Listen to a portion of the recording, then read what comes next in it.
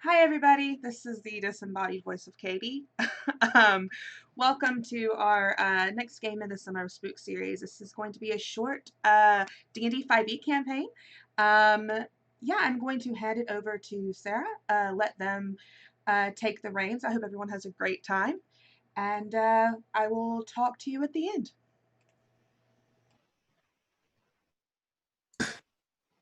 Hello and welcome to Till Death Do Us Part, a three-part short D&D adventure, as Katie said, in which we are going to be going through a horror story set in a town called Rookmoor. The players are all at 9th level, and my players are Kai, Ian, George, and Nova. So we'll basically throw right in and then you guys can introduce your characters. So you guys have been following a trail through the woods, and what started off as quite a very scenic, beautiful view has slowly become and deteriorated into sort of old trees that twist and are gnarled. The branches sort of claw over the top to make this very thick, dense canopy. It's early evening currently. And through the trees ahead of you, you can actually see small lights of windows from civilization in the distance. And I would like everyone to introduce your characters. So we'll start with Nova. Introduce your character, Silver. Hi, I'm playing Silver, the fallen Azimar treachery paladin, and she's a very imposing figure. Hair, eyes, and skin looking like tarnished silver, clad in massive black plate armor. And Silver is a former urban bounty hunter turned monster hunter because monsters are less scary. And she is a coward and she is a liar. And yeah, that's her. She's fun. Okay. And George, introduce your character. So my character is Arcturus Finch. He's a half-orc. He stands about 6'3" and is just as large. He's a very broad-bodied type, made even broader by the very dark blue academic robes he wears, which breaks up his silhouette. His hair on his head has been shaved down to his dark green scalp, except for a strip right down the middle, which has been braided in a French braid all the way to the back. On his right hip, he has a wide hand and a half blade that's really only good for hacking. And on his left hip stands, curiously, a leather-bound book that looks to be almost like a child's scrapbook.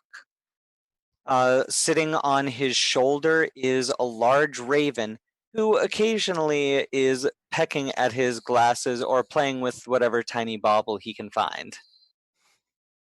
Arcturus has been studying for most of his life, but decided to become a monster hunter to help people, mainly because of his patron, who has asked him to who he has no clue who his patron is, but they've asked him to basically catalog everything about the monsters of the night. Okay.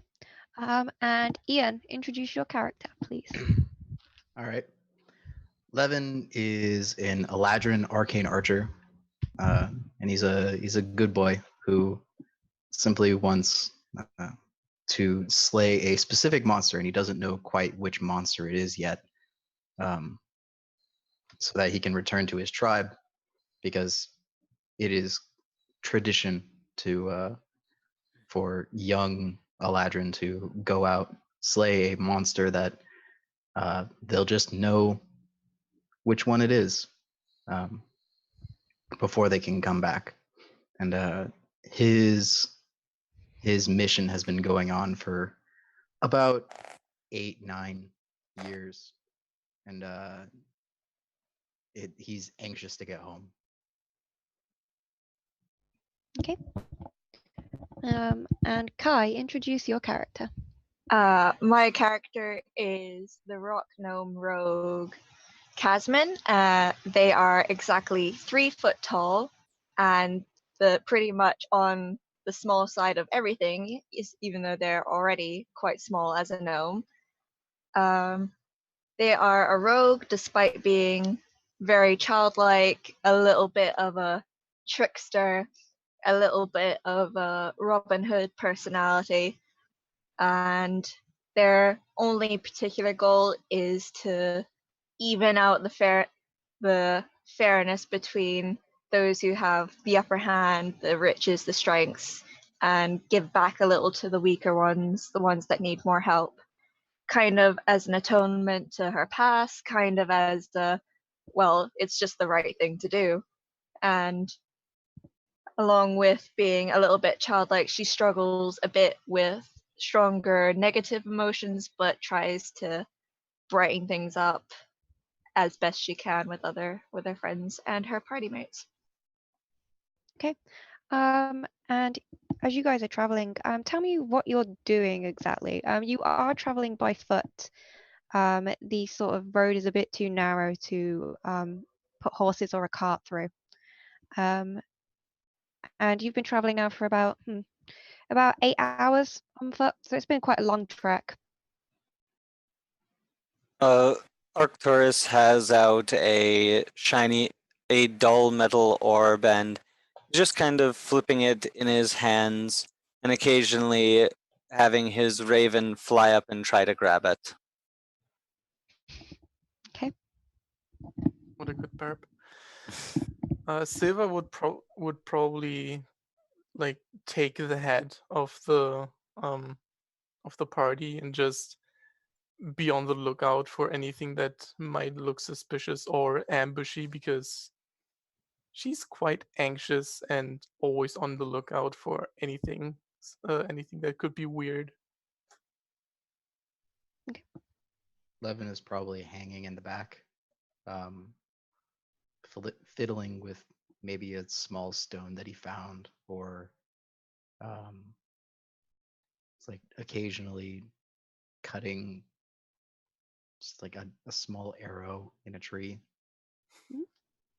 I don't know. And Casman is probably talking to the pet rat she acquired, who is affectionately named Nibbles as a nickname, but her full name is Her Majesty Remington Nibbles herself. So she kind of went a bit overboard with the name, but Nibbles kind of stuck.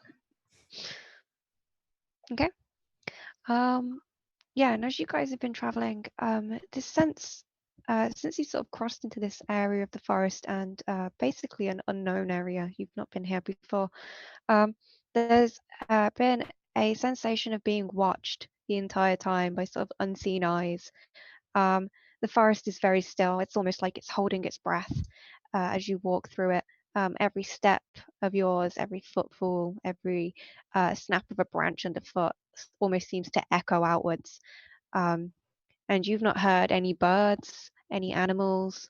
The forest has just been dead silent. And you can all make me a perception check. Time to get out the box. 13. That's for Arcturus, that's going to be a 13. I have a dirty 20.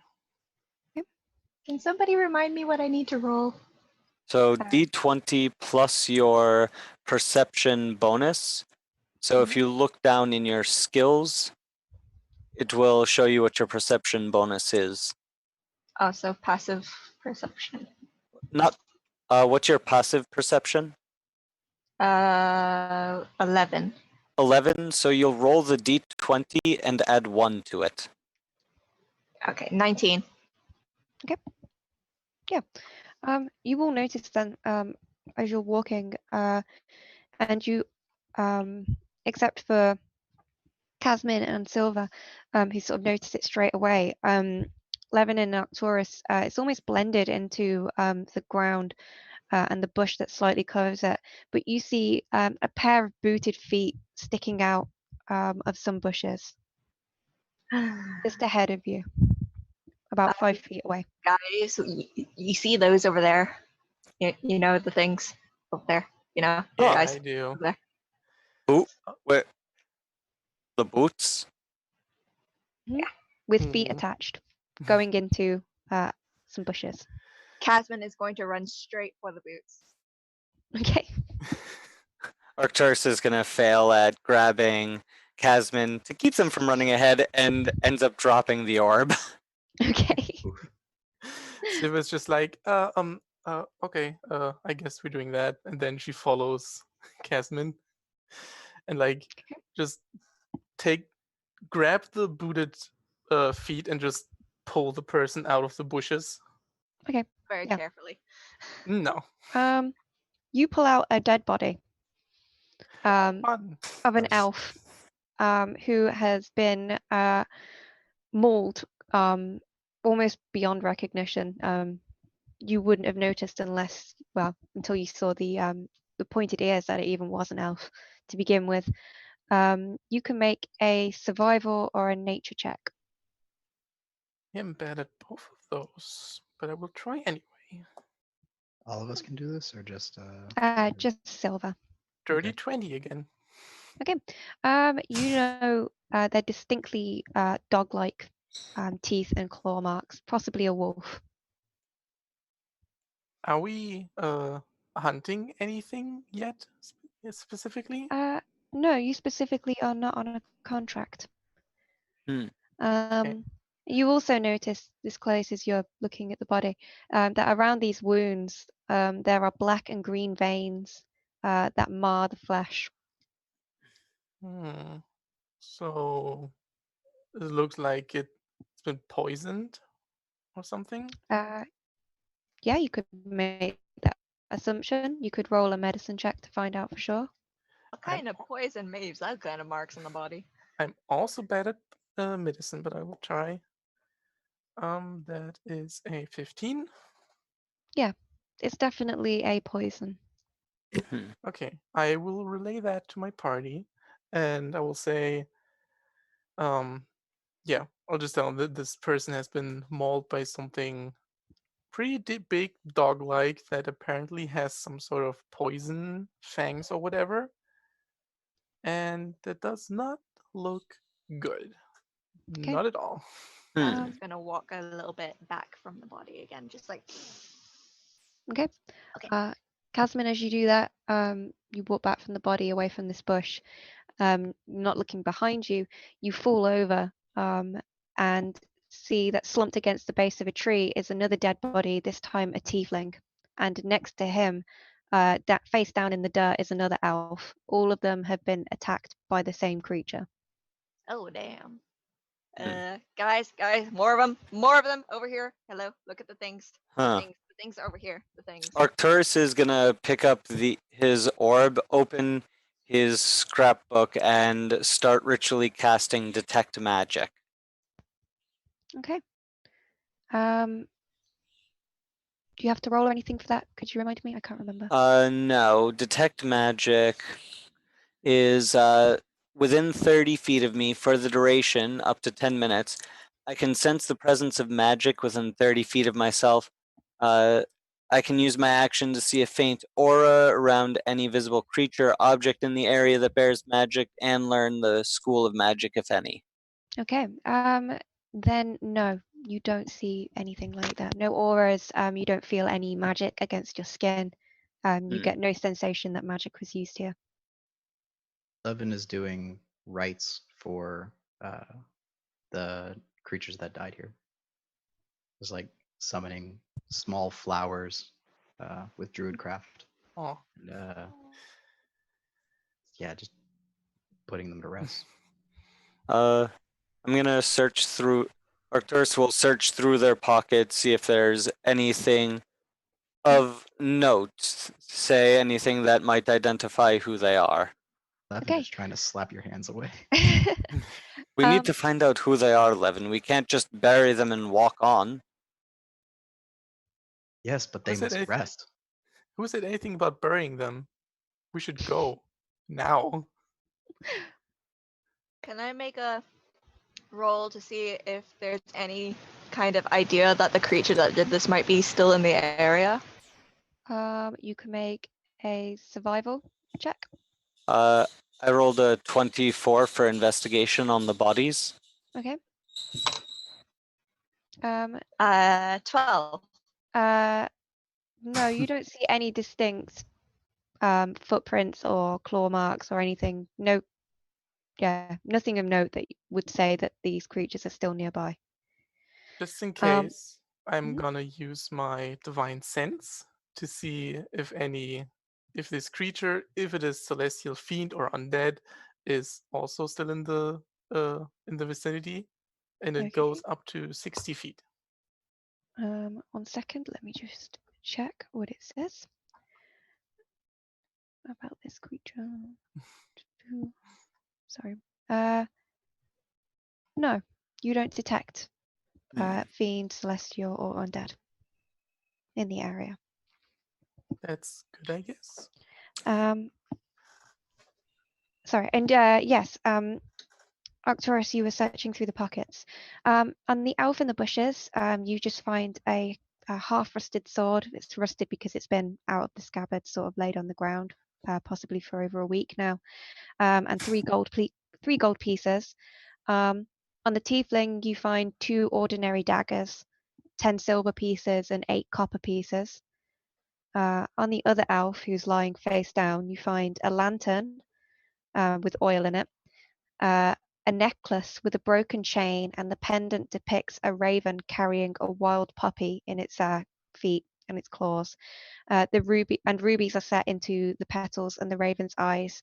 There is also a diary with a single entry and a scrap of paper pulled off a notice board folded in it. I'm going to read the diary entry and the notice. Okay. The diary reads, "The beast dropped a necklace from between its jagged claws, throwing the pendant aside before fleeing southward. We've tracked it into the woods along the south road. Casimir loosed a few arrows into it. It can't have got far." And the notice board paper reads, "Let the following be known to all. There is a beast that plagues our dear town of Rookmoor, rising from Lowgate Cemetery every night when the clock strikes 1 to stalk our streets. It kills men from shadows, eats women alive, snatches children from their beds. We live in fear for our lives. Any soul brave enough to track it down and kill it will have not only our undying gratitude, but will be rewarded most handsomely. May the night keep you safe. Ella Poe, townskeeper of Rookmoor." What's the name? Of the town or of the person? The person. Ella Poe. Thank you. Hmm. I'm going to pocket everything I found on there. Well, the coins, the necklace, and the diary entry. Of course, after showing them the diary and the notice. And I'll also ask if anyone wants a light. Lantern oil, I could do with that. Hands it right over. Thanks. Don't mind me. Now can I continue with the rites? Yes. All right. Can't we just go already? I mean, I'm kind of on the going thing as well. If there's a big spooky thing around here, I kind of want to. That'll skedoodle. Skadoodle, yes. Are we, since you said we're approaching the town, are we coming from the north, south, east, or west? You're coming from the south, you're going northward towards the town.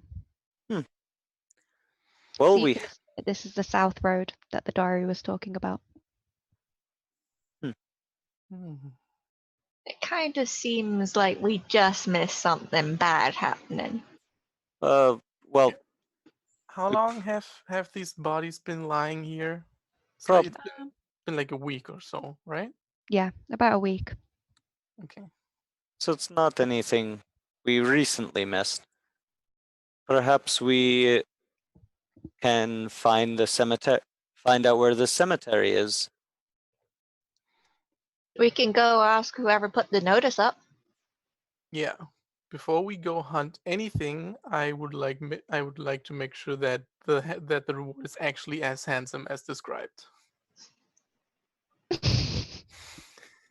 Yeah. The reward isn't written on the notice, but you can definitely ask the townskeeper about it. Okay. So you guys are moving on. Mhm. Okay, you leave the bodies behind you, and about 20 minutes traveling down the road, you come to an area where it begins to open away from the road more the trees do. You can assume that you're reaching the end of the forest area. And as you do, can you all make me stealth checks? Come on, big clinker. That's 15 for me. Okay. Yes, because everything's in intelligence. 26. Okay. I got all my points in stealth.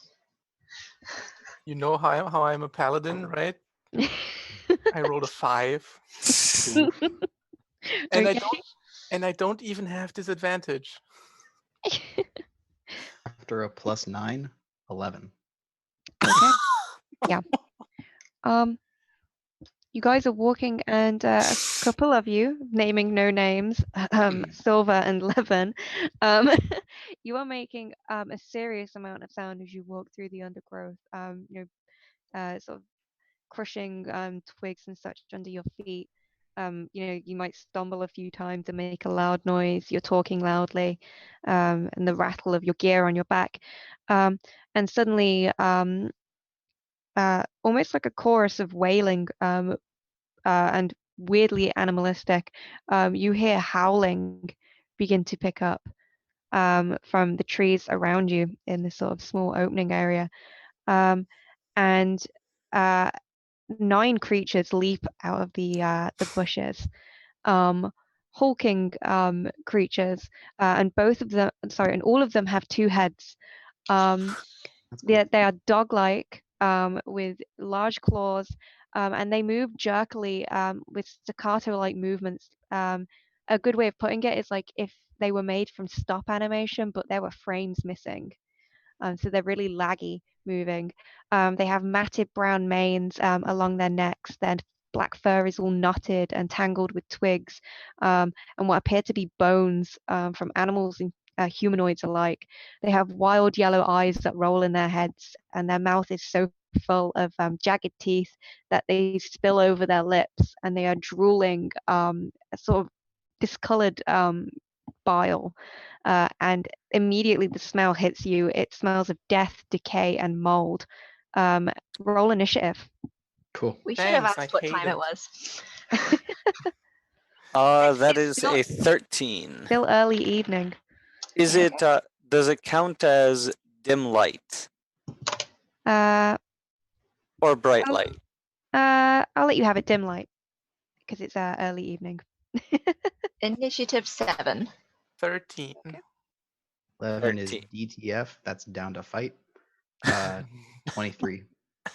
Nice. Second, one of the dogs got. Okay. So I've divided the 9 creatures just into 2 groups. One will move in 5 and one will move in 4, just to make it easier. No Okay. biggie, just a little bit easier. Just makes running initiative easier. Okay, so 11, you are first in combat. They've sort of circled around you guys. They're about 5 feet apart where they stand. And from outwards from you, they're all about 30 to 35 feet away in a sort of staggered circle. Okay.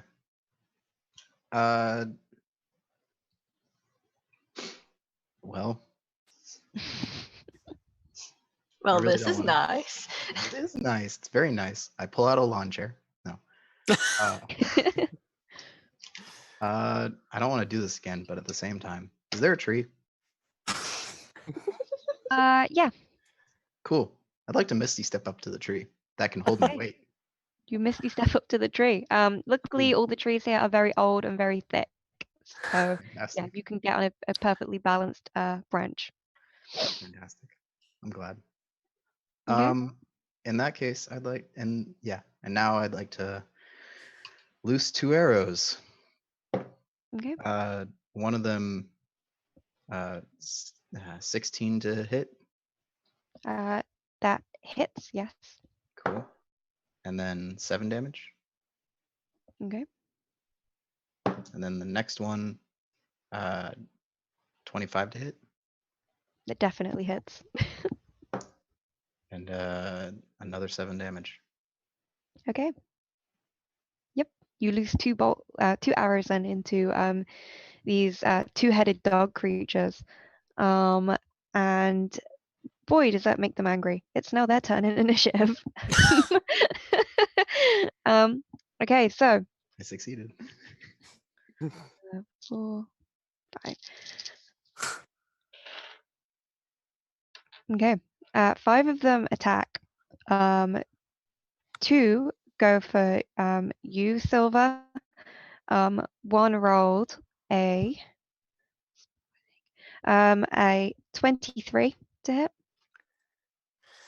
Yeah, that hits. and the other rolled a 15. That does not hit. So that is 4 piercing damage. And can you make me a Constitution saving throw, please? Okay, hang on. You said 4 points. Okay. Just in case it does anything, I'm immune to being poisoned. Okay. 19 plus 2 is 21. Okay. On the save. Yeah, I'll say that's part of your like being immune. You feel like something sort of inject into your skin, but your body immediately repels it out. You see this discolored drool that comes out of the dog's mouth is forced out of your body the second it sort of tries to go in. Arcturus, 2 of them are going to go for you. Just a second. Sorry, I'm not immune to poison. I just read that. Oh, are you not? Okay. It's just diseases. Oh, okay, then that's fine. It's okay. Time to hurt. Okay. So 1 got 17, Arcturus. 17. That is my armor class. That will hit. Okay. That's 5 piercing damage, and can you also make me the same con save? Come on. That's a non-natural 20. Yep, you're fine. The other one rolled 9, so it misses. And the one that attacked you, Casmin, rolled a 14. Just hits. Okay. That is 3 piercing damage, and can you also roll me a con save?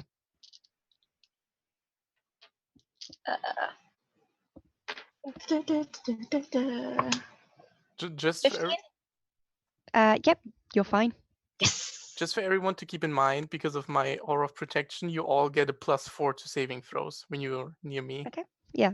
That's good to know. This might be important. So you accept 11. 11's now high above your heads. So Arcturus and Casmin, you get that +4 to your saving throws because you're within Nice. range. So that would of be a 19 then, Silver's. technically. Yep. Okay. Arcturus, it's your turn. You have Okay. 2 in front of you. They're within 5 feet. Arcturus is gonna rip out his blade. He's going to cast Hex as a bonus action on the one that actually hit him. Okay. And then he's going to go, Kamaz Flame, and swing his sword forward as a green fire erupts along the length of it. That is Nice. a 15 to hit. That hits. Okay, so that is going to be 1d8 plus 5 slashing. So 7 points of slashing damage. Okay. 9 points of fire damage. And the other one that attacked me, since is it within 5 feet? Are they within 5 feet of each other? Yeah. And the other one that attacked me is also going to take 7 points of fire damage. Okay. All right, and the first one I attacked, I completely forgot Hex. Takes 6 more necrotic.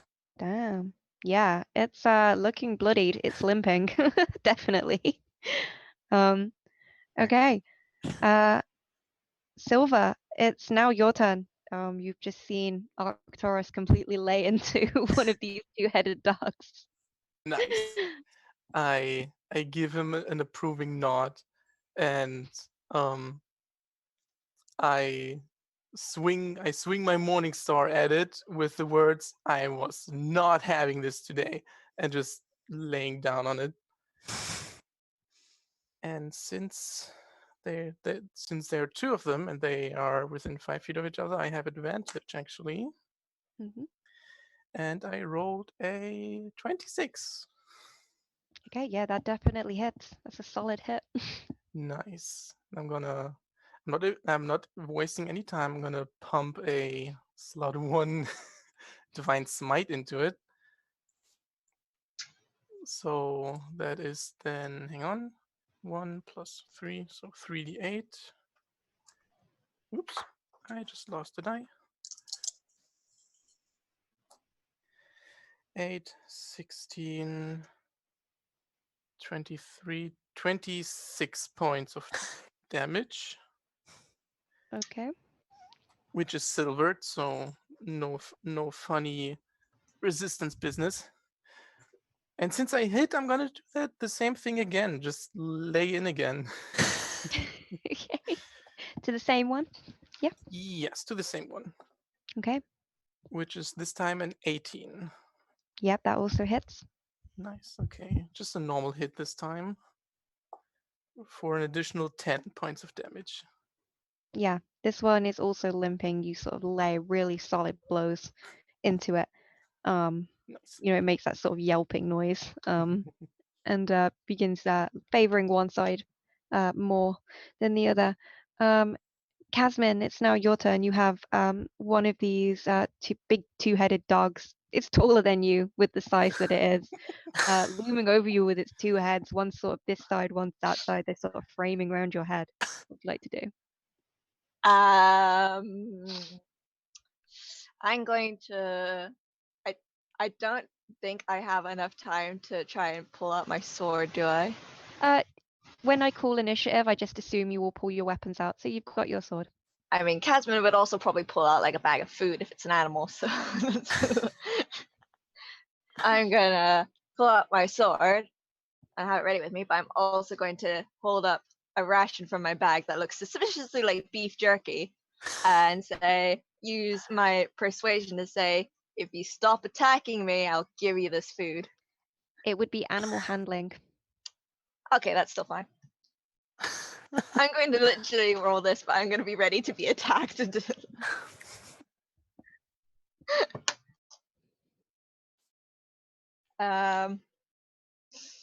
15?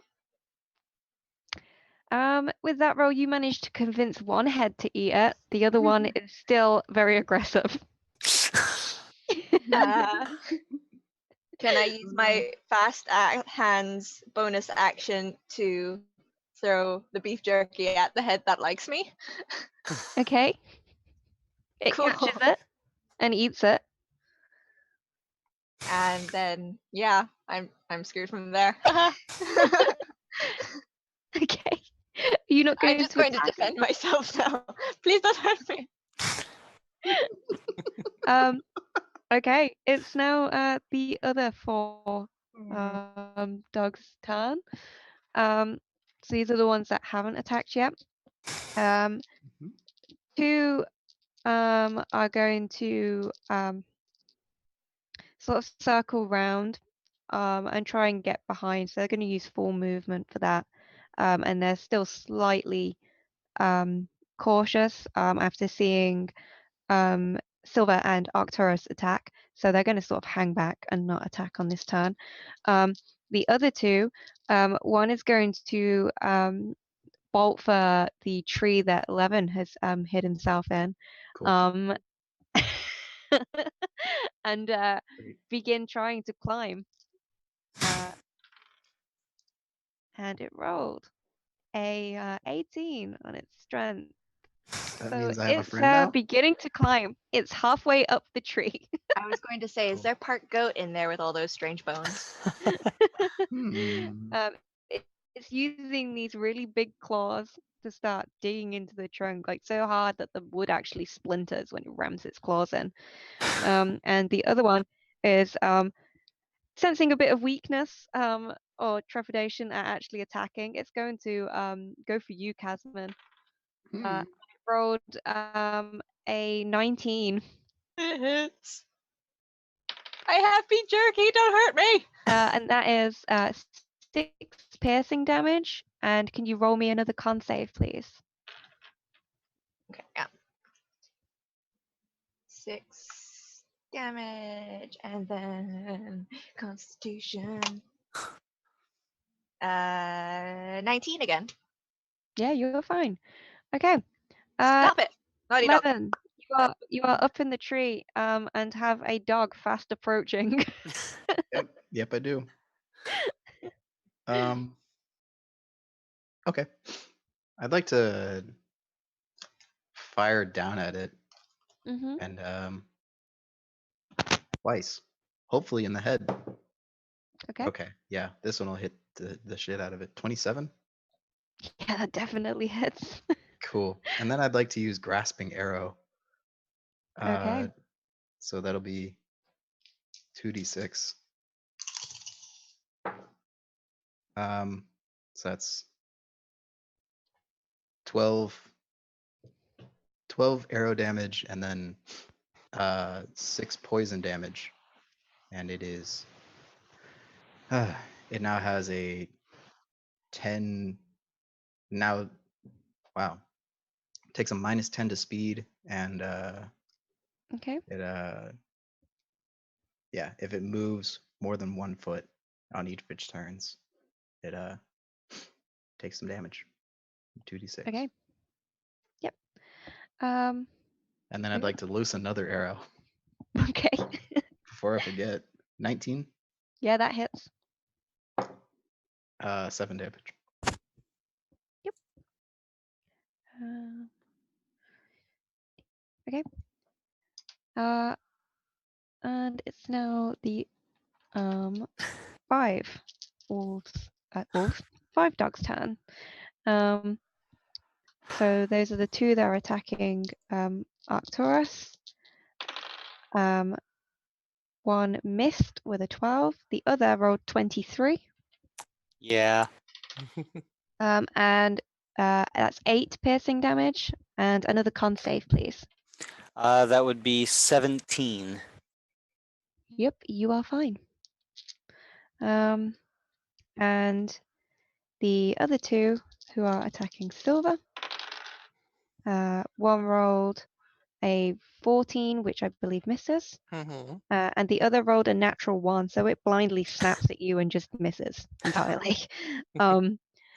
And the other one, Casmin, the still aggressive head, is going to try and attack you, but I'll give it disadvantage because the other head is trying to pull it in a different direction. It rolled a 12, which I believe misses. Yeah. Yeah, the other head sort of pulls it in a different direction after this beef jerky. So there's like this one half of the dog is really interested in going after the beef jerky, but its other head is still sort of turned towards you and snarling, even though it's moving further away. Okay. And with that, it's Arcturus's turn. Arcturus is going to swing at the. Actually, let me just double check what I can do with Hex. Actually, that still does count. So I'll swing my sword at the other dog attacking me, not the one that I've hexed. Once again, green flames erupting onto the blade. Okay. That's a 9. That misses. As a bonus action, I am going to use my what is that ability called? The Healing Light, and I am going to heal Casmin up by 5 hit points. Thank you. Okay. Okay. Silver, it's your turn. Okay, Silver does not have any patience with those doggos. So, she's gonna run her hand over her Morningstar, which makes it drip, ooze and drip like a viscous purple goo from its points. And it's gonna hack on into the other doggo that she hasn't attacked yet, which is an 18. That hits. Nice. And she's gonna pump a second level smite into it, which will be 48 then.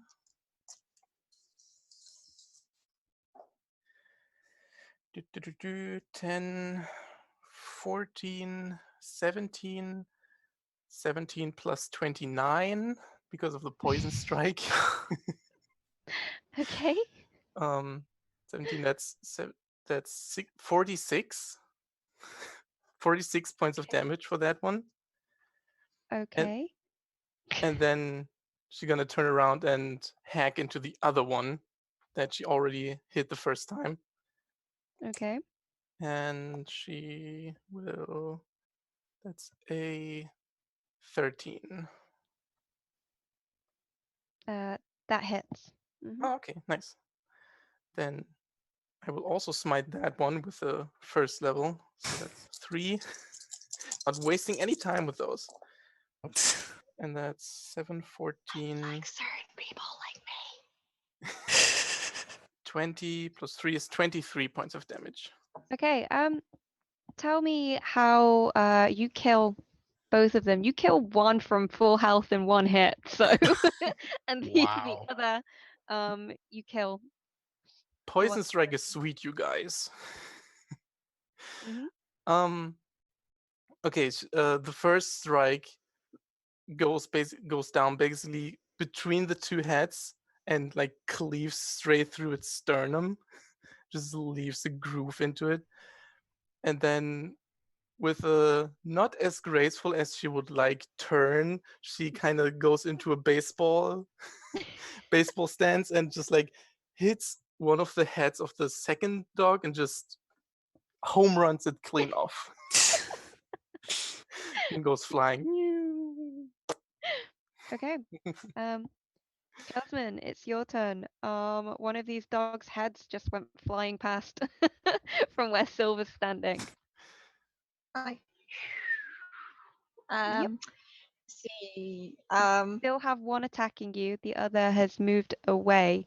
So now it's moved away. Actually, you can have an attack of opportunity on the one that's just run away to go get the beef jerky. So you can try and attack it. I could, but I don't know if I also want to like get the dog to like me. Okay. There's still one that's attacking you. Another one. Oh yeah. Yeah, I'm gonna go for the one that's definitely attacking me. And I'm going to strike with my silvered short sword, which I need to remember what to roll. I guess would that be a dexterity? Well, with your short sword, if you look under the actions, the attacks, where it says hit/DC, that'll show you the plus you need. Oh, okay. So d20 plus that. Yes. 16. Yeah, that hits. Cool. And Any of us next to her target? Or is she are they kind of like on their own right now?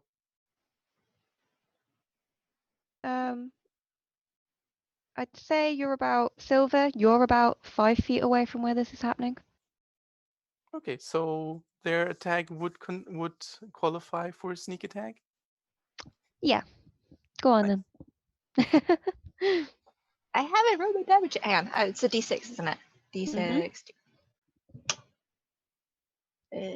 7. Okay.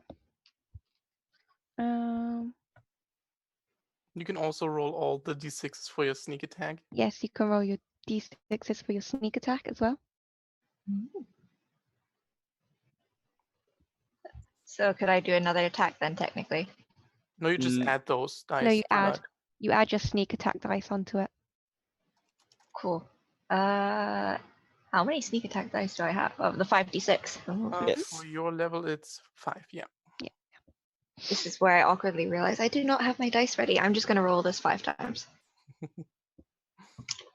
5,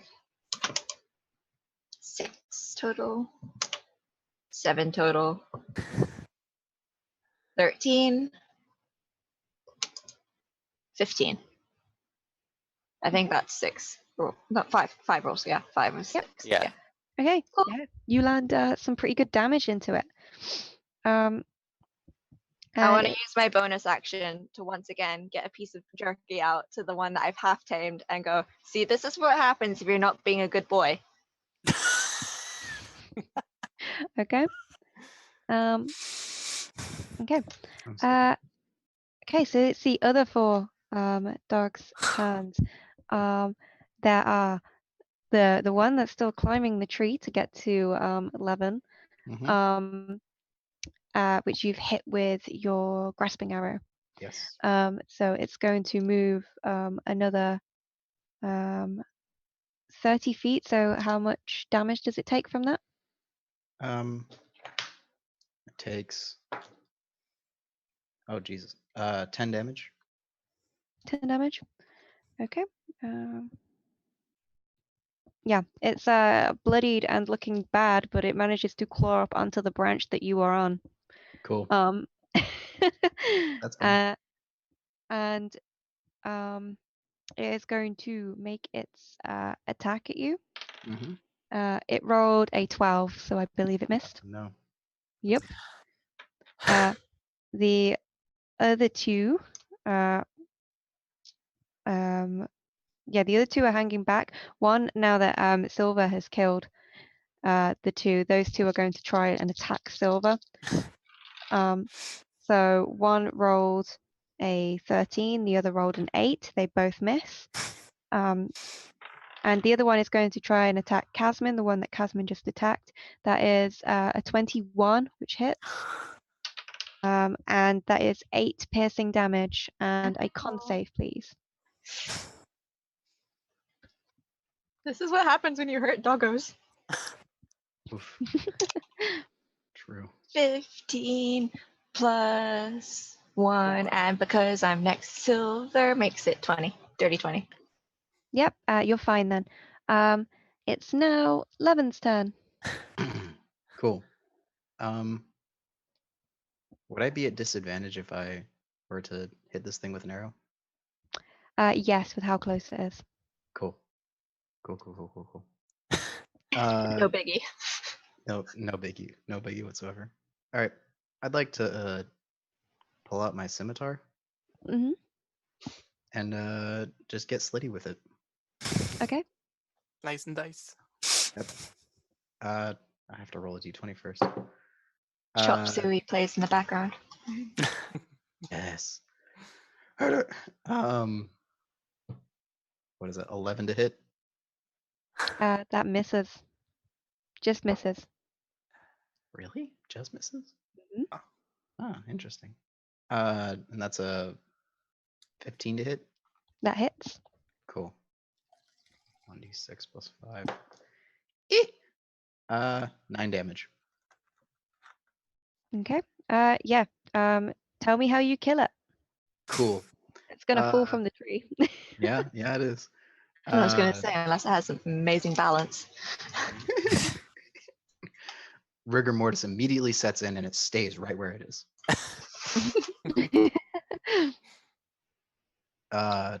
No. I run up to it, miss once, and then swing around and come up underneath its jaw with a sword, with mine sword. Okay. Yeah. However, You catch it yeah. on the backswing. Yep. Okay. Yeah, it's now And it falls in. out of the 5 that first attacked, there are only 3 left. Oh. Yeah, so 2 of them are still attacking you, Arcturus.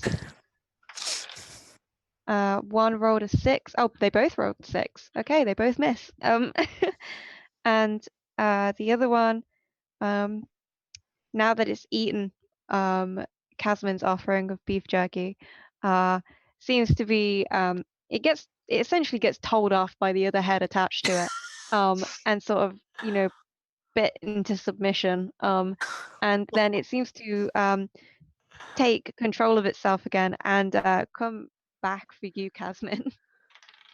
I wasted some good jerky on you. That's a 13. Yeah, it just hits. Okay, that's only 3 piercing damage and a con save. I'm just waiting for these things to do like 30 damage on a failed con save. Don't say that as I'm rolling.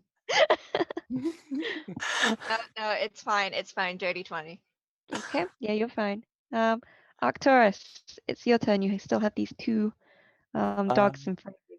Yeah, except Kazmin is not a melee fighter and they're getting attacked quite heavily, so I whisper to myself, Dark Side, help me. And this dimpled armor starts forming over my academic's robes to the point where it almost looks like the face of the moon. Oh, no. And I am going to move from where I am to try and interpose myself in front of the ones attacking Casmin. Okay, that'll provoke 2 opportunity attacks from the dogs. Yes, it will. Yes. One rolled a dirty 20. A dirty 20 will So you hit. only get hit with 1. Okay. So how much damage from that? Just 8 and Okay. a con save. So I'm down to 12 temporary hit points. That's a 10 for my con save. Is that with +4? That's with the total of Oh. +5. I rolled a 5. Oof. Okay, yeah, you begin to feel a poison settle into your veins. Well, my only happy thought about this is my attacker just took 20 points of cold damage. Nice. Okay. Yeah. It immediately upon biting you, it's the one that isn't hexed, by the way, just so you know. Okay. It freezes up, and like shards of ice form along its body, and it just sort of becomes a rigid statue. Like its eyes don't move anymore. It's dead, but just encased in ice. It's become like a small statue. Okay, and it's now Silver's turn. Nice. Yeah, seeing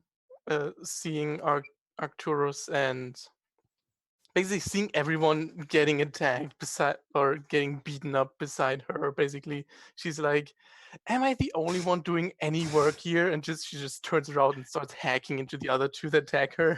I am. Okay. I'm not. I'm trying to keep you from dying. It's still 2, right? On me? Yes. Okay, good. That is a 20. Yay. Yeah, that hits.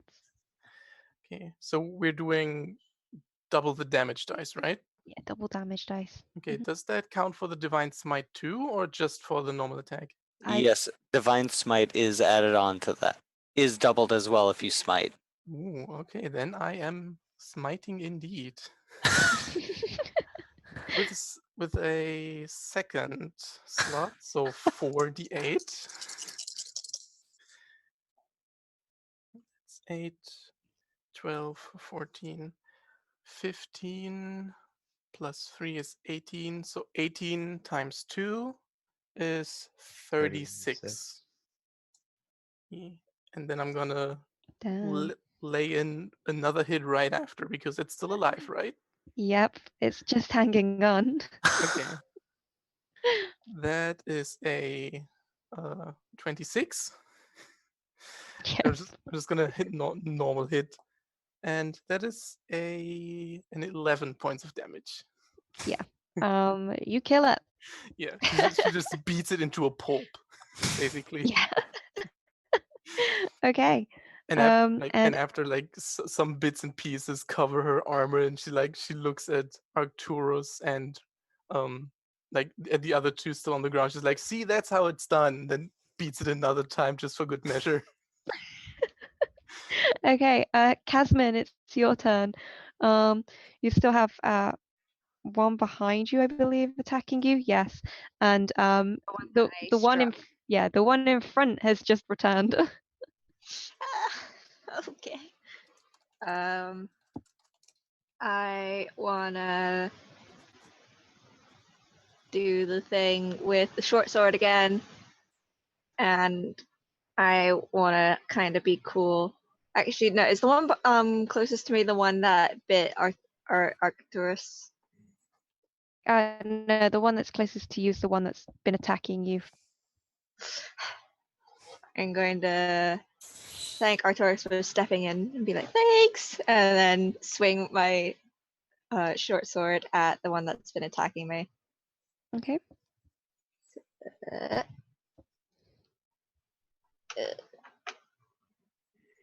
that is 21. That hits. Cool. Would that count as a sneak attack? Second. Arcturus is right next to them, I think. Yeah. So Cool. yes, it would. All right. 2, 7, 11, 13, 18 points of damage. Yeah, you kill it. Yay! Okay. She screams yay as she does it. There are now only 3 of these 2-headed dogs left. And so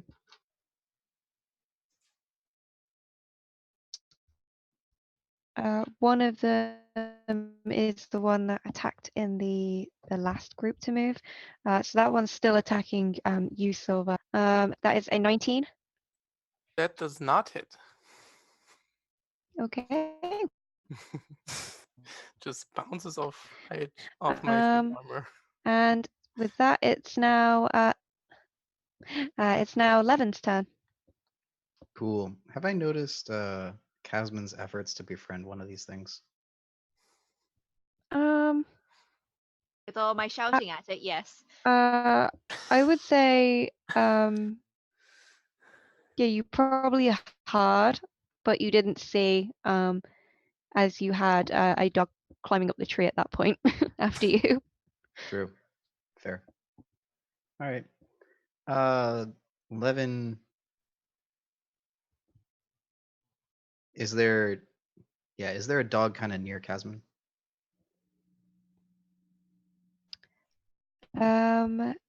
Yes, there is. There's one that. Oh, sorry. Wait a second. Yeah, there is one that is still near Casman. Cool. I'd Or like it's to. just it's just returned to Casman. Oh, okay. Cool. I'd like to shoot that one Okay. with an arrow. I shoot the shit out of it. 28. That hits. All right. I'd like to beguiling arrow it. Okay. It needs to make a DC 15 Wisdom save. Okay. Did it make it? Is it to be charmed at all? It is to be charmed. They have advantage then. 1 second. That is it was some that was a 16. Damn it. Okay. Okay. In that case.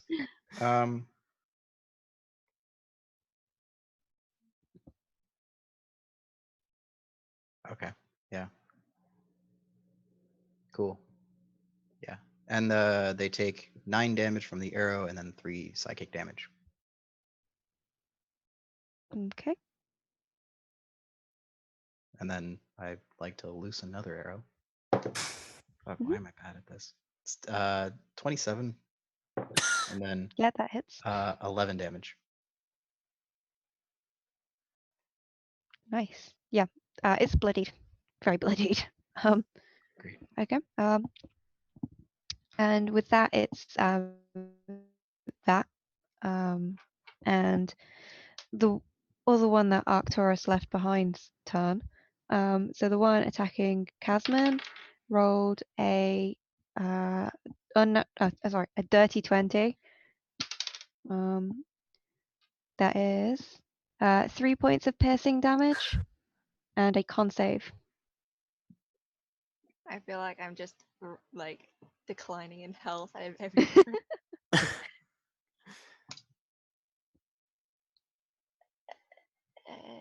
12. Um. Oh yeah, you're fine with that roll. And the one that Arcturus left behind, that's still hexed, is going to run after you, Arcturus, which will provoke an attack of opportunity from Silver. Nice. Yes. 21. Yep, that hits. Okay. For 10 points of damage. Just smack it in the Nice. butt. Yeah, that leaves it extremely bloodied. It's now limping. Morning star straight to the butt. And we'll try and attack you, Arcturus. It rolled a 14. That will miss. Okay. And with that, it's your turn. So does that mean that there are 2 technically in combat with me? Yes, because there's one attacking Casman. There's one now that's just started attacking you. Yeah. Okay. Just want to check if this is... okay. I'm going to turn to Silver and just go, I'm a graduate student. I'm not a fighter. And just take a wild swing at the one I hexed. Okay. I miss. Oh no. That's my second 2 for an attack in a row. Silver huffs and she's like, that much is obvious. And Got him. for my bonus action, because for some reason Casman cannot keep themselves from getting hurt. 1, 2, 3. I'm gonna use Healing Light for that's 12 hit points they regain. In Okay. my defense, who the hell lets a 3-foot gnome wield a short sword? That's Okay. not a sword. This is a sword. And my You bow. think I can Um, lift that? My body size? Silver, it's your turn. Okay, there's one on me right now, right? Yes. It has not taken any damage. Okay, I'm just gonna, since I'm on a roll right now, I'm just gonna attack that one. Oh, but And I rolled a 2. Okay, that one misses. Okay. And the You jinxed it. second, yeah, I did. And the second hit is also a 2. Okay, I'm not. Okay. No. Too The lucky soon. streak ends. I'm only. Casman, it's your turn. You have one in front of you. It is bloodied now that Levin's arrow just shot down from a tree and into it. Okay. Can I try and persuade it to leave us alone? Be like, go home, bad boy. No. At this point, it's too aggressive. Aww. Most likely won't listen. I didn't want to kill all the doggos. Okay, I'm gonna swing my short sword at it. There's still 1 left after that. No, I think that was kind of also aggressive. Just a bit. 9. Is that to hit? Yeah. No, it misses. Okay. Can I use my bonus Uh, action to kind of backswing? Do you have an extra attack at all? Second weapon. I don't think so. No, I don't think so. If a short sword is two-handed. Okay. No, you can't really make an attack with a bonus action. I Okay, believe. that's the case. I'm going to use my bonus action to disengage and take some space and head closer to Silver because I'm noticing a pattern here of getting hurt and needing help. Okay. Okay, then it's just the one that attacked with the 4 that's still alive. So it's going to try and it's the one that's attacking you, Silver, with no damage taken. So it's going to attack you, Silver. It rolled a 7, so it misses. Is Okay. any other dog next to it right now? No. Okay. Then never mind. And it's now Levin's turn. Cool. I like to lay back into the one that was on Casman a second ago. Okay, 21, that hits. and then 8 damage. Yep. It's still just hanging on. That's a natural 20. Yay! Yeah. Yay. Okay, so we're doubling all damage. Yep.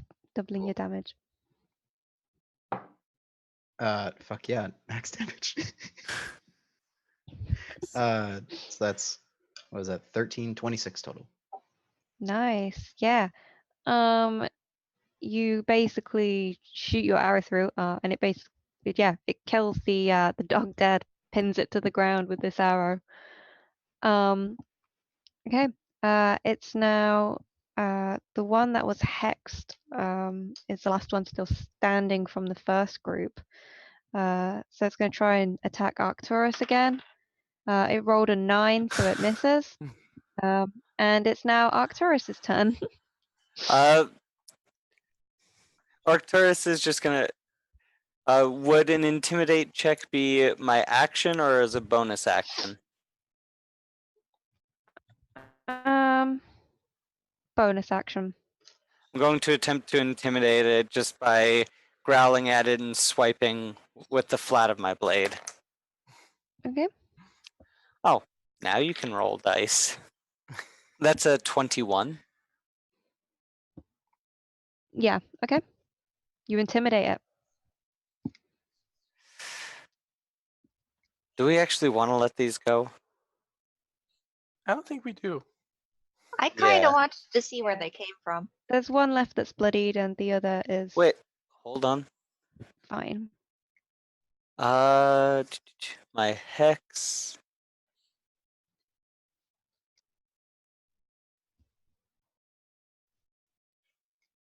Darn it.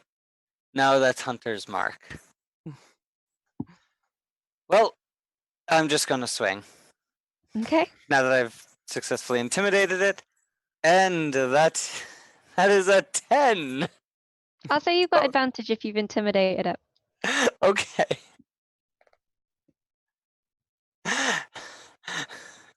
$23.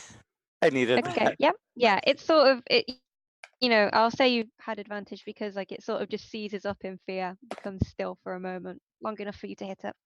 6 slashing, 3 necrotic, and 11 fire.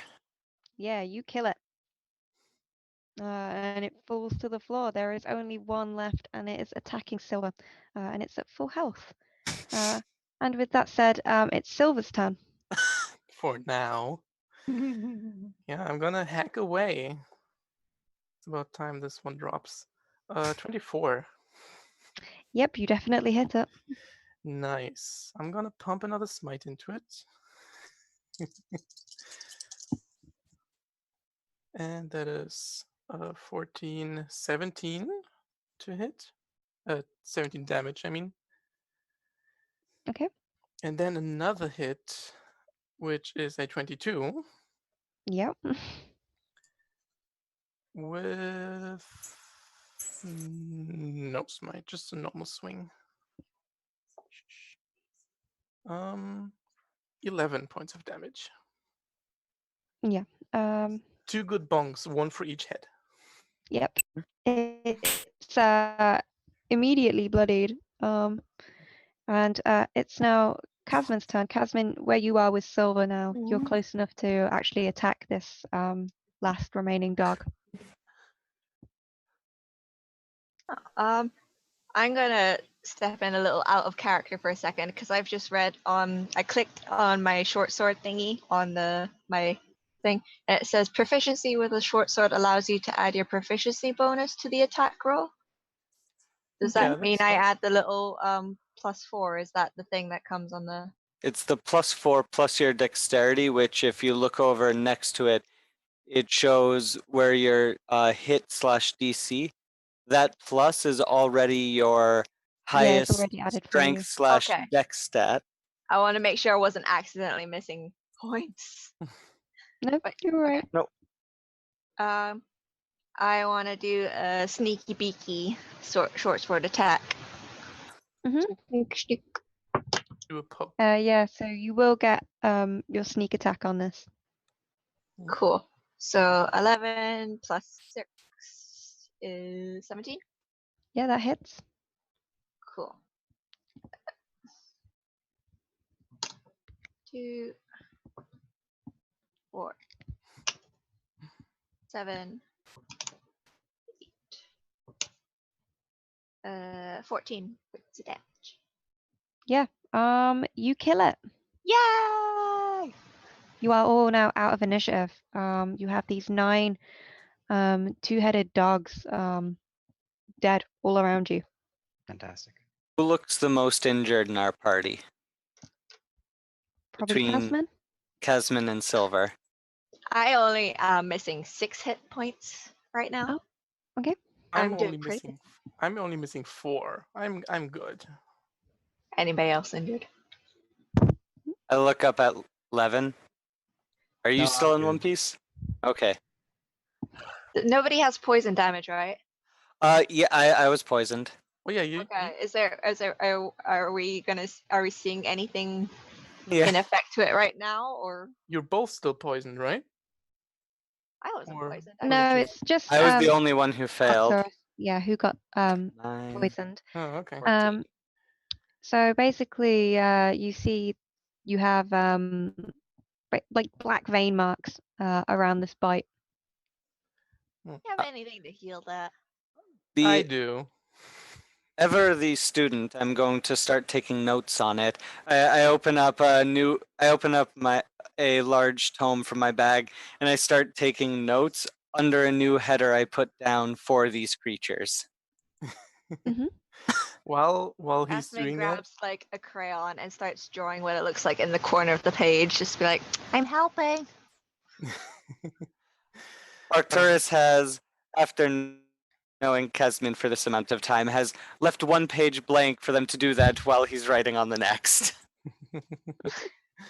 while he's doing that, Silva kind of like cleans off her moisture, puts it away, walks over to him and gives him like a gentle like slap against the cheek and lays on hands on him to neutralize the poison. She's like, that's not necessary. Wait, how hard do you slap me? Be careful. It's just a gentle like Just tap a light tap. tap. Okay. I can just imagine Activates. that for every tap, the poison in the wound is just going Mhm. out the system. I'm just imagining for each tap the armor of Agathist. Okay. Don't you dare! I'm being nice to you. It happens automatically. It's not. I don't choose to do it. It just happens. Yeah, that's what I would say too. Okay. And still just stuff in the distance, much closer now. You can still see these lights through the trees of civilization. Can I Yeah, make so like if a you know if you continue along this path, you'll end up wherever. Can I make a? Yeah, I want to Mhm. see if I can tell that even though the dogs surrounded us, if they came from the direction of the supposed town and lights in the distance. Survival check. Can I also make a check to basically look at these creatures to try and determine what they are, if they're natural, unnatural? You can make a nature check. I Okay. got 21, I'd by the like- way. Should have I'd put like to something do into the same. nature. That's 16. I'd Okay. like to do the same with the nature. Okay. Casmin, they seem to just have been really sort of roaming around, obviously in a pack, much like wolves. So it's hard to tell where they actually came from originally. Okay. Well, I'm going to decide that lights and people are probably the safest. Let's go that way. Okay. We can probably discern that those dogs were the ones who killed the other party. Oh yeah, Okay, then Silver is gonna take out like a knife or something, and definitely. Yeah, on Arcturus the bite. Mm-hmm. then Silver's gonna take out a knife or something and cut off one of the dog's heads Okay. and just like take it with her so they have proof they killed the supposed monster that may or may not be the one that was in the notice thing. Mm-hmm. Arcturus goes over to the head that Silver removed with her morning star, holds it up and goes, "Would this have been easier?" She also has a knife or something, like a hunting knife. So she didn't bash the head off. So Levin and Arcturus with your nature checks, you would recognize these to be what are known as death dogs. They're two-headed monstrosities that sort of just roam around in packs like wolves. Cool. They're usually not friendly and are almost always wild. If I have an empty container, can I collect some of the bile? By all means. Actually, yes, I it'll know be when good. that stuff's going to be in handy. It'll be good to test it later too. I'm I'm gonna just. stick it in my pocket. Can I make like a survival check just to harvest parts of it Yeah, for sure. later study? Mm-hmm. That is a 14. Yeah, you collect some of the bile, maybe a tooth, a claw, that sort of thing. Do I have to roll or can I just scoop up some bile? You can scoop up some bile. Meanwhile, Silver ties the head to her belt, trying to get as less goop on her trousers as possible. Arcturus just casts prestidigitation, cleans it off. Ah, thank you. Okay. Right, are we ready to go? Yes. Yeah. I'm good. Let's Okay. go. Okay, and it takes you about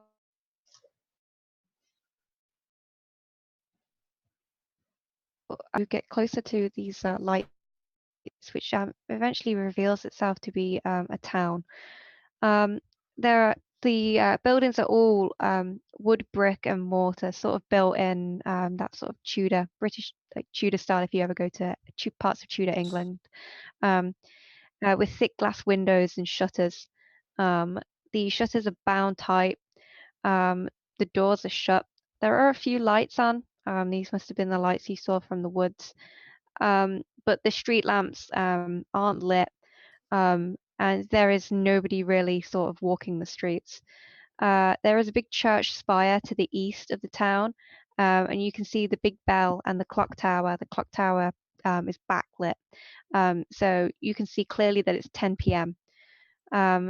All the streets are just compact cobblestones. You can see the ruts of carriages that have gone through, and sort of high up on a hill, a natural slope in this town, there is a manor house, and it seems to overlook the whole of this town. It's got Gothic architecture, and you can see large winding spires, even stained glass windows in the building work. But you can see the gardens are overgrown, and 100 ravens roost in the trees around it.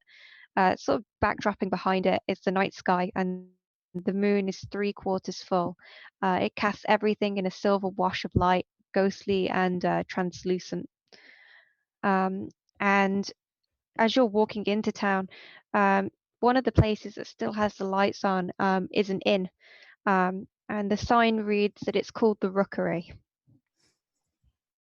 That The sounds sign has quite a raven painted on it. Well, I think we should go there. Yeah, that sounds like a good idea. Casman Okay. doesn't really think too much about it, just goes straight there, ready for bed.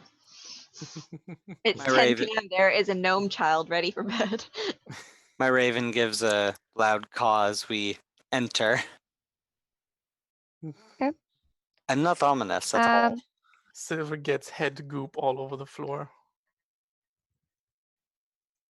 Not my problem. Receives your raven gives a loud caw as you enter, but you actually receive a few caws in response as you walk in, because up in the rafters of this building there are a few ravens roosting there, and they seem to fly in and out through a specially made hole in the far end of the wall.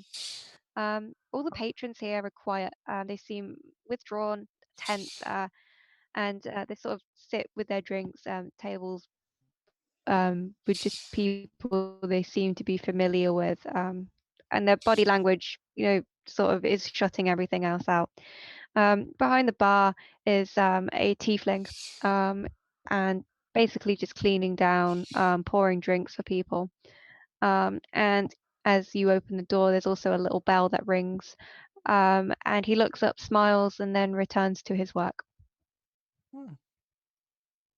Casman is immediately going to wander over with no hesitation, stick her hand up, because at 3 foot tall, I'm going to guess that she does not reach the height of the actual bar top. Would you like a hand up? Yes, please. We'll lift her onto one of the stools. Yeah. Okay. She does it. And then she kind of leans forwards and goes, "Hello, we would like to stay at this inn, please." The tiefling looks surprised, and says, "Are you sure nobody really wants to stay here anymore?" I mean, we got nowhere else to go. We would like to stay. First, Silver kind of stands Ewan behind. goes, "You knew here Yeah, is it obvious? just a bit." He says, "Well, let me welcome you to Rookmoor.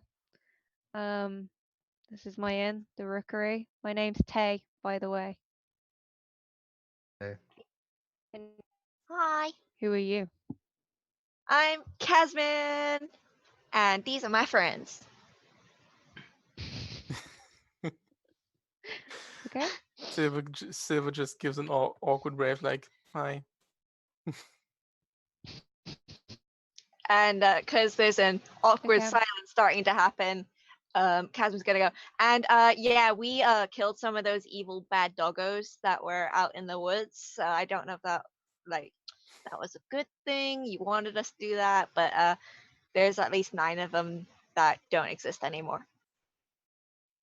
Yeah, we've had problems with death dogs for years. Okay, so Gotten not a worse very lately. uncommon thing. Gotten worse lately since the beast showed up. And the beast. Arcturus, you recognize the name Rookmoor from the contract that you took out of that diary. Pull out the notice. And do you know where we could find Ella Poe? Miss Poe, Yes. up in the town hall, I believe, near the church on the east side. Okay. Would it be best to perhaps wait till tomorrow before we head over there? Yeah, you don't want to be walking the streets at night.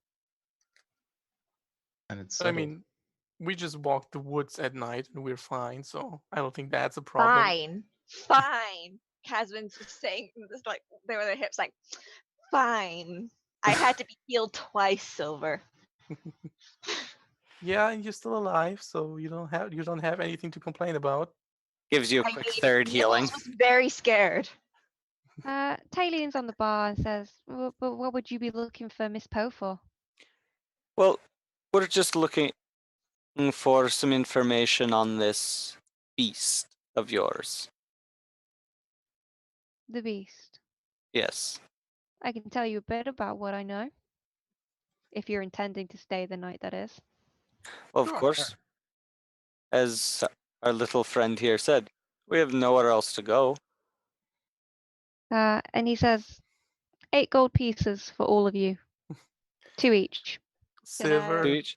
Silver. Can I What use my persuasion and say, but we did a good thing clearing up that path from the south side and stuff like that, and we bought some trinkets and stuff of like the dog's teeth and stuff. If you want to make merchandise out of that and sell that too, and overall very friendly, childish demeanor. Like, come on, let us stay a bit roll cheaper than that. a persuasion check. That's a Silver's D20 plus my persuasion. Yes. Silver's gonna assist and like pull up the heads. Like, see, it's at least 18 heads less now. You don't need to worry because I rolled a 27. Hey. Yeah. All right then. He concedes and he says 4 gold pieces then. Yay! Okay. Is that one room for each of us, or? It's like a shared dorm room. Okay. So there'll be 4 beds in it. Yeah, that's Uh, fine. Hasman's just gonna grin very innocently and go, thanks! You're the best! Yeah, do it. And after you've exchanged money and bought drinks, etc., he leans on the bar again and says, well, where to start? The beast has been here for about a year now. Getting bolder now every attack, especially on full moons. It appeared actually not long after, and he looks around the bar to see he's listening, and then lowers his voice and says, after Countess Virginia Farmadeer died, her husband was Count Ferenc. He lives up in the manor house you must have seen on your way in, the one on the big hill. He hasn't been seen in over a year. Claimed he could get rid of the beast. But he failed, and then he locked himself away like a coward and hasn't helped any of us since. And then he leans forward a bit more conspiratorially, and he goes, if you ask me, I think he made the beast. What does this Made beast look like? the beast. Many descriptions of it. Most comes down to a big hulking monster, black as shadows, huge red eyes. It stalks the streets almost silently, grabs people from shadows. What do you mean he made the beast? How would he do that? Dunno. The guy's always been into strange things, weird books, magic. And then he looks at you, the warlock, Arcturus, and goes, no offense. Hearing that a lot. Casman just kind of pats his arm like, it's okay. You're a special one. There's nothing mean towards you. Casman's kind of like probably sitting on the bar at this point because she's so tiny. It doesn't make any much difference. And she's sitting there with her drink and she goes, so how many people have like disappeared in like the last year? At least 100. 100. Any other pattern we know besides random? It's a fairly large town. We have a population of about 600 people. 1/6 of it is now gone. Oh boy. Huh. But it's interesting Okay. that you're going to go meet Ellen Poe. You should try and see if you can speak to her wife, Marie. She apparently survived an attack from the beast. That's how we all know it comes from Lowgate Cemetery, by the way. She saw it rise out of a grave there. Well, what can you tell us about Miss Poe and Miss Marie? They've been the townskeepers now for about 10 years. They used to be friends with Ferenc Farmadeer, but after his wife died, he became estranged to everyone. They don't speak to him anymore. I can't think of anybody who speaks to Ferenc Farmadeer anymore. Probably because he locked himself away. Yeah. Probably. Or just Did anybody go check the cemetery after she said where it came up from? Yeah, that's kind of how the rumor that Ferenc created the beast. It rises from Virginia Varmadier's grave. Ooh, Of course. spookiness intensifies. The tomb has been closed off to the public since. No one's allowed in there. Has anyone tried like locking it up or different magics on it? We've tried locking it up, but we don't really have any adventurers or people magically trained in town. Oh. There's very Hmm. little we can do, which is why we put the notice up in the first place. Yeah, the guys who took that notice probably won't be much helpful anymore. So Mm. That said, we're here now. Do you know anything about a locket? The locket looks like a raven holding a puppy. A raven holding a puppy. Yes, is that a symbol that's seen around here? Yeah, you'd see it at the Varmadier residence. It's a coat of arms. Yeah.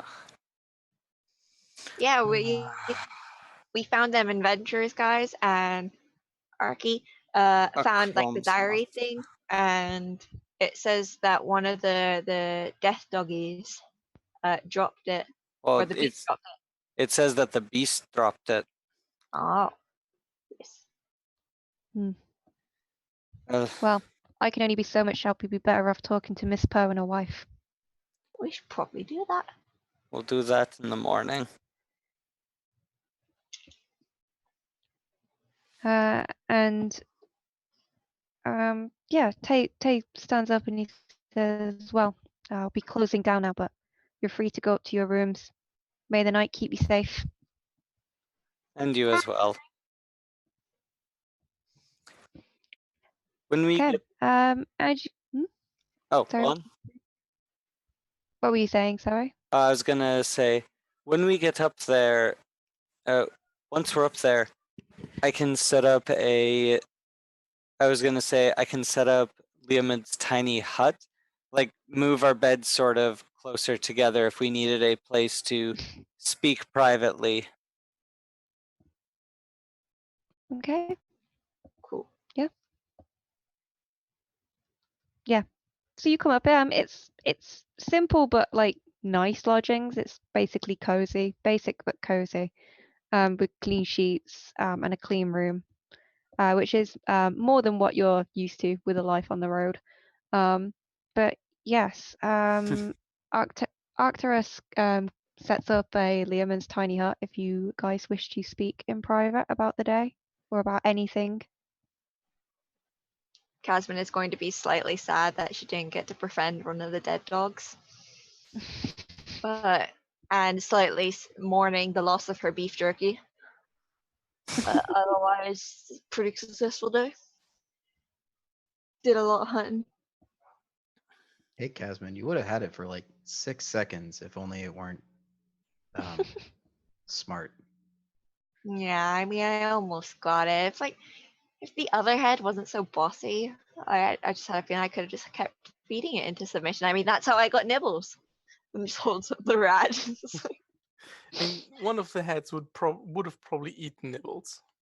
I mean, Nibbles is a bit tough. I don't think that she'd be very nice to anyone. Would you, Nibbles? And Nibbles kind of just shakes her head like.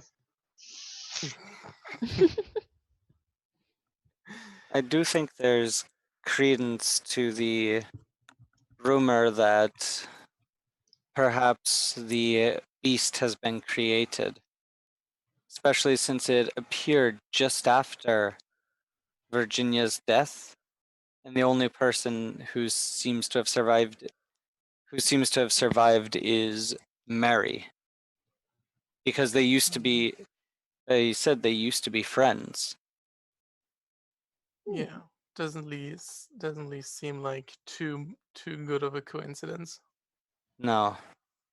Especially since all the other people who have gone missing seem to have no real importance other than they happened to be out at night and got taken. Hmm. Also, how many days would it be till the next full moon? You said it was 3/4 full. So you've got about another 5 days probably till the next full moon. Because the bard keeps said at the full moon it gets worse, so we should probably ask about that as well when we go see the pole lady. Good idea. Perhaps what we could do as well would be to, because he said they've tried locking it. What if we just barricade it? Just put a whole lot of stuff in front of the catacomb just so that it can't open whatever door is there just by sheer volume and weight of stuff in front of it. That's assuming it's no stronger than you. Yeah, which is not hard, I think. And if it's a living thing, we can't exactly leave it to starve and die. We should at least be able to subdue it Well, or I mean, try and figure it- out a way to see if it's actually trying to do something with purpose instead of just taking people. it's maybe we're better Because off it just must killing it must have some if we go to the ladies and speak to them tomorrow, and it is we can find any kind of idea that it did hesitate in hurting someone it could have been friends with when it was normal, then it proves it has some sort of sentience, which means it's a living thing we should try But and I fix. mean, it still killed like 100 people. We don't know if they killed, they disappeared. and that's a very good point, Casmin. The mantis. However, what I'm saying is just we block up the entrance with a lot of stuff so that we contain it, find out as much as we can, and that may take a few days. So rather than give it the chance to actually kill people for a few extra days, try and barricade it up so that it can't come out, can't attack anyone, and especially if it needs to feed on the people, as it's saying, well, it'll be much, much weaker when we go in there. It's true, I suppose. Yeah. It'll be easier to subdue it if that's possible than if we go at it full power. That's true. Yeah. Might I mean, also there's be no ravenous. hurt in trying it at, I guess. I don't think it'll do much because that sounds too easy, but we can try. So, do we want to put together like a to-do list? Like, what should be the first thing we do tomorrow? I think Barricade it or talk to the people? definitely talk to Marie and Ella. We Very want to interesting. talk. Yeah, we want to talk to Ella Poe and her wife Marie first, because if we want to try and figure out more of this information. If it really only comes out at night, then we have all day to barricade it in anyway. That's Uh, true. And if we talk to them and get their permission, we can also probably get a few other people from the town to help us, meaning we can put more there faster. Yeah, and the tavern guy said there's not many people trained, so maybe we can show them how to keep the barricades in place. Have a whole montage. We become the Okay. teachers. And as you guys are engrossed in your planning, the sort of buzz of activity of your talking and drawing things out, setting a to-do list, is shattered by a scream from outside. Oh damn! Have we got a window that we can look out of? Yeah, you do. Cool. Casman's gonna run to the window and hopefully see out of it. What's going on out there? There is a group of people stood on the street. They seem to be sort of crowded around something. Somebody is screaming, another person's crying. And yeah, they all seem to be discussing something. What is the time as well? Looking at the clock, it is now 2 in. Would you say we had a short rest? Yeah. Yes. Nice. Does that count as us being yelled? Yeah, so you're healed, you get all your spell slots and everything back. Yay! Okay, short rest. Well, I guess we better go outside to see what's wrong. Okay. Yeah. You go downstairs then to find Tay unlocking the many bolts on the door. You actually notice there are a lot, and lifting a wooden sort of panel that blocks the door from being opened from the outside. And he pulls it open and gives you all sort of a concerned look before running out and talking to people he clearly knows in the street. And you see that there are town guards mixed in with this gathering of people. Are you sort of shoving your way to the front of the group that's gathered, or? I'm going to sneak in between some legs and Yeah. Make a path, make a path. I'm going to use Okay. my larger bulk to try and make a wedge through them. Yeah, you use your 6'3" height to sort of push everyone aside. there are two Whilst types of people. Casman is sort of weaving between people's legs. Casman, you get there first.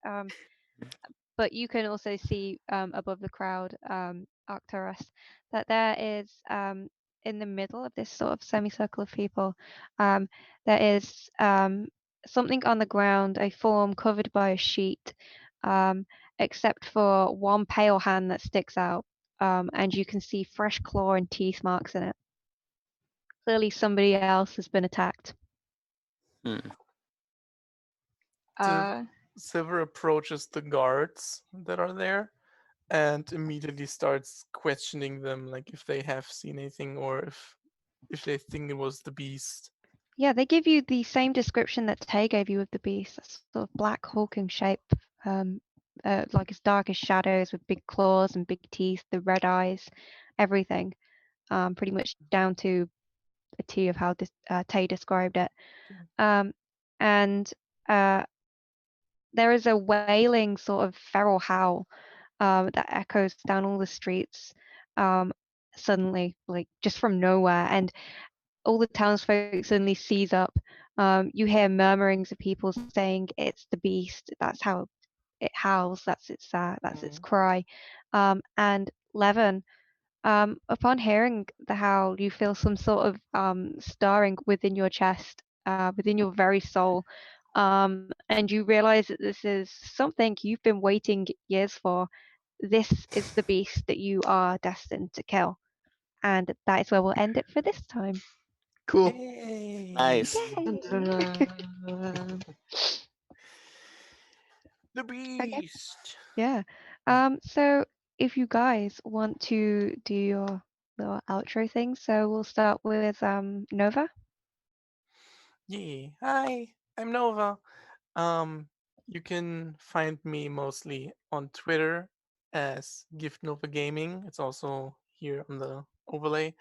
And yeah, I'm loud and obnoxious about LGBT rights and D&D and a bunch of stuff. And you can also find me on Encounter Roleplay every Thursday at I I don't know what the time is at EST, but it's like it's 8, hang on. It is 8 p.m. German time, whatever that is in your time zone.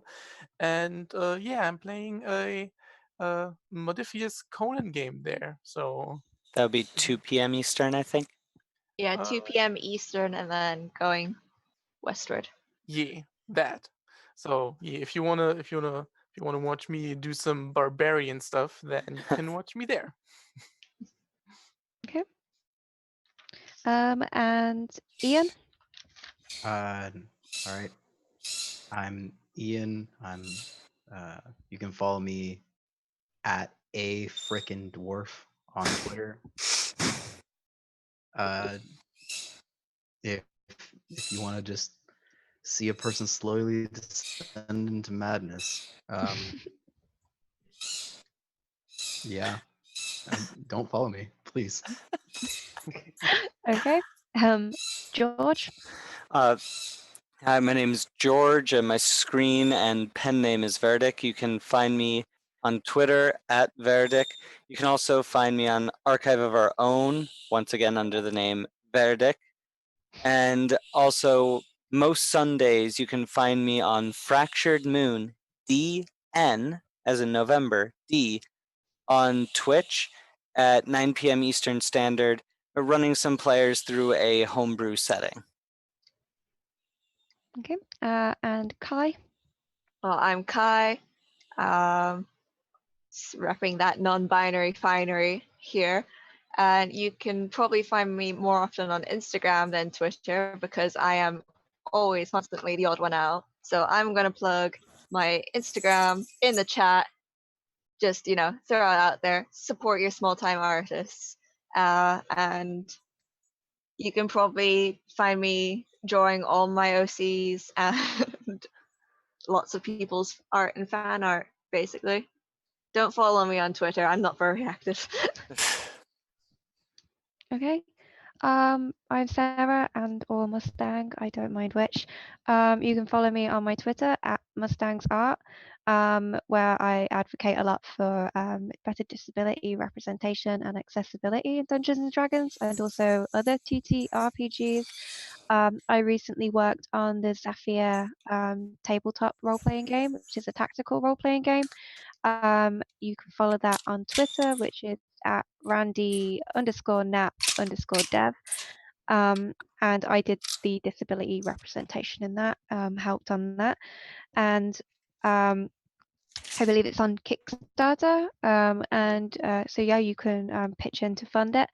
I also run a 5th edition Dungeons and Dragons show on my own Twitch, which is twitch.tv/mustangsart, called Heroes Without Limits. It's basically we're playing through module settings with a rotating cast that changes with each module. At the moment, Samwise Gamgee, Paladin Butch, Alzala, and Ethnic Darito are the players. They are playing through the Lost Mine of Phandelver. And basically what we intend to do is give better representation of disabled, chronically ill, and neurodivergent people in the D&D community, proving how basically anyone can be a hero. There is no limitation other than the limitations of people's imaginations and how willing they are to accommodate people. And we go live today actually with episode 2, and that's at 6 p.m. PST and 9 p.m. EST. It's roughly about an hour and a half, 2 hours long each session. We do have a VOD, and we will be setting up a YouTube channel in the future so people can watch on there with closed captions for hard of hearing. And you can follow the official Twitter for it, which is at HWithoutLimits. And there is also a Discord there as well. I think it's the pinned tweet. If it's not, I will go do that. But yes, we encourage that you do watch it. We're just trying to spread positivity and also educate people in the D&D community, and hopefully get maybe even Wizards of the Coast to listen about it, which would be really cool. So thank you for watching this. I hope you enjoyed it. The next episode is the 20th of July, I believe. This is once every 2 weeks. Episode 2. I will announce the title and stuff there, as for Katie, on their Twitter. Thank you all so much for tuning in and listening, and we will see you in 2 weeks' time. Bye-bye. Bye. Bye. Bye.